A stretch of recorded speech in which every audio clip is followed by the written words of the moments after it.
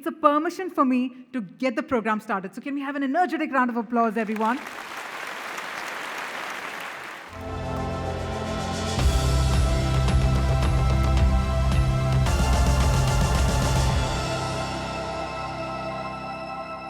Our media partner News 18 and research partner Allegiant.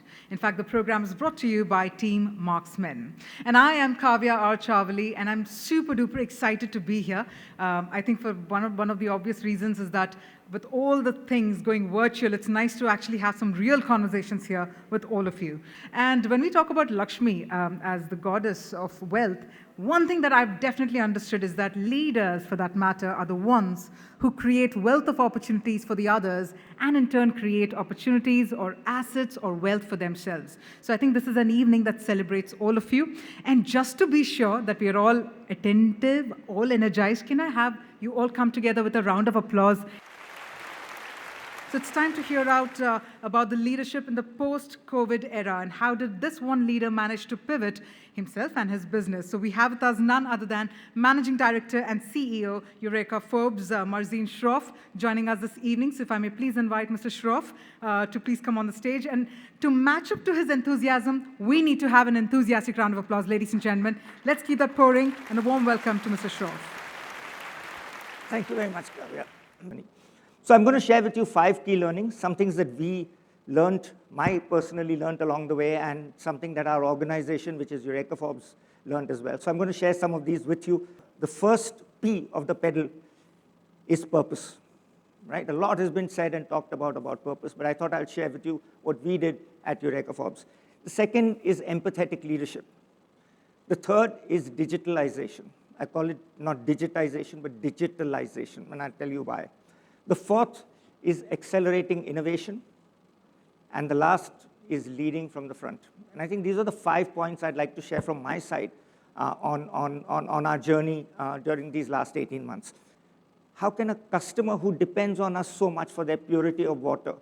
So purpose really was the key to everything. So really what it is about being empathetic. And we have to realize that we are not in the same boat, but we are riding the same storm. We are all in the same storm at different levels of different boats. But in this situation, how does one empathize? How does one reach out? How does one go out and talk to the last person in the field is really what is critical for us. Third is leading by example. These are my direct reports. This was obviously before COVID, but in happier times. But this is a team that leads from the front. We meet virtually every Monday and every Thursday at 9:30. Hail, rain, whatever. We meet every Monday and every Thursday. And this team leads from the front. Every single person is a CXO level person in this team.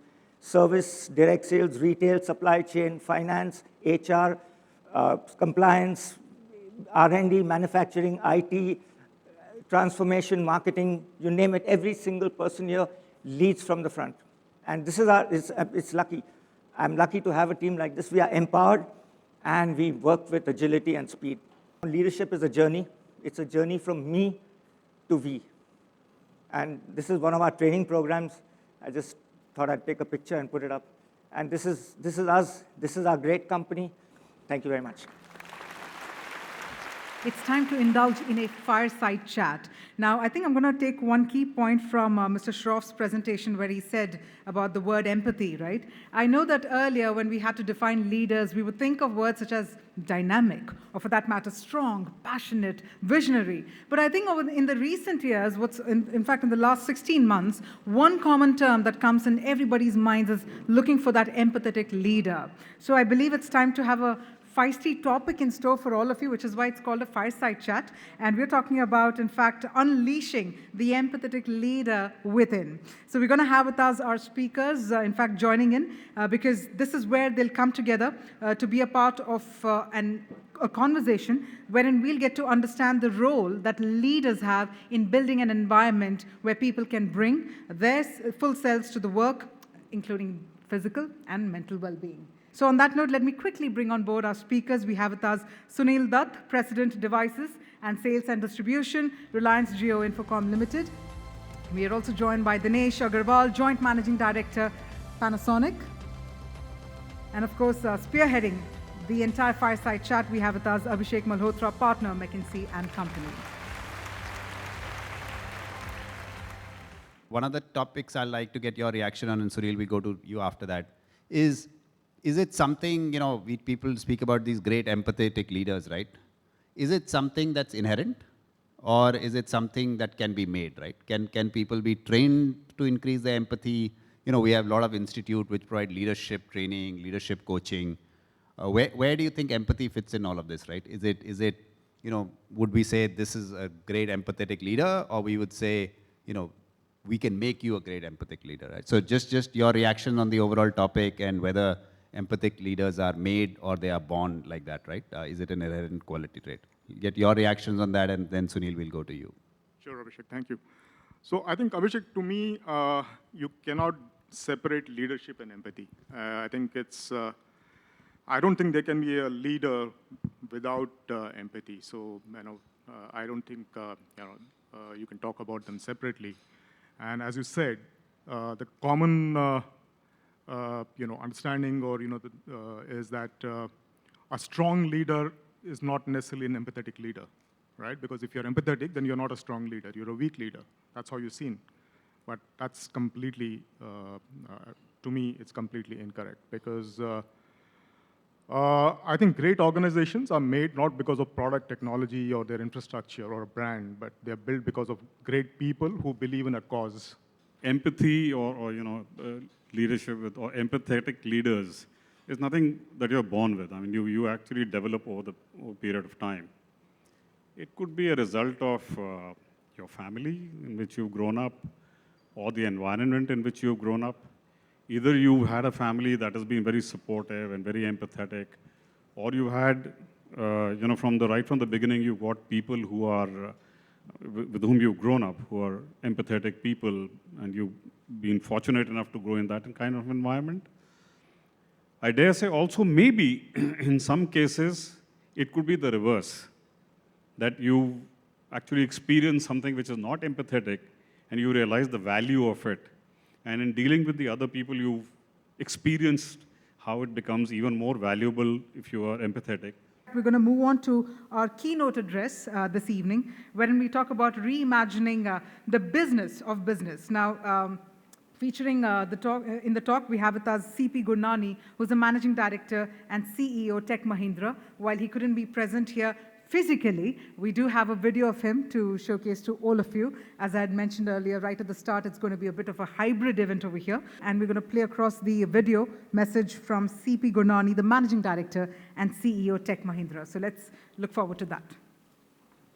We at Tech Mahindra on a mission to leapfrog into future, and we are doing it right now.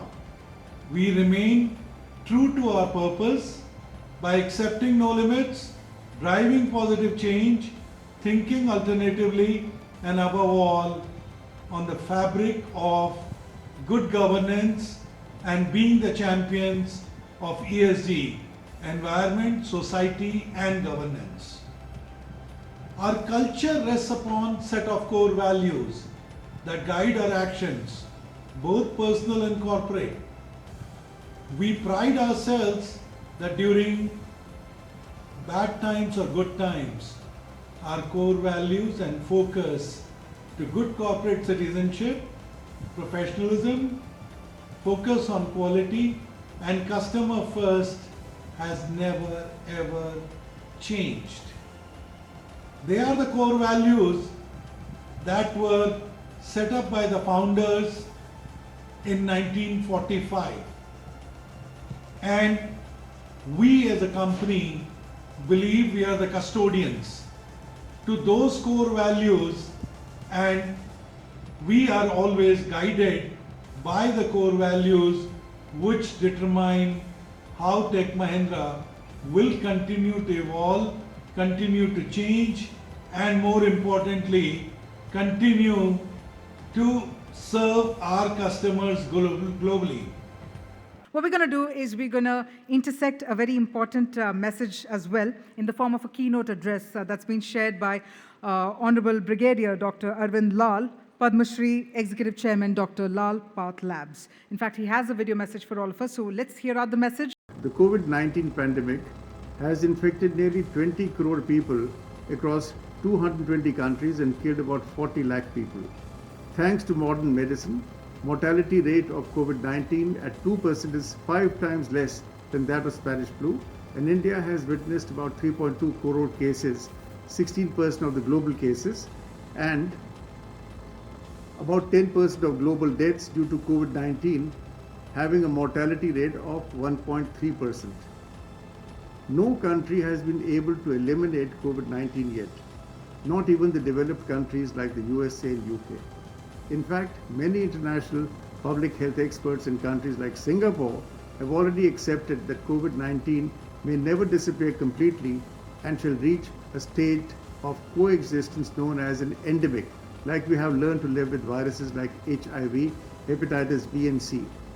At this point, we must deliberate on what would it take to win over this pandemic. The first priority, of course, remains saving lives, but as a developing economy, we also must remember the focus on saving livelihoods.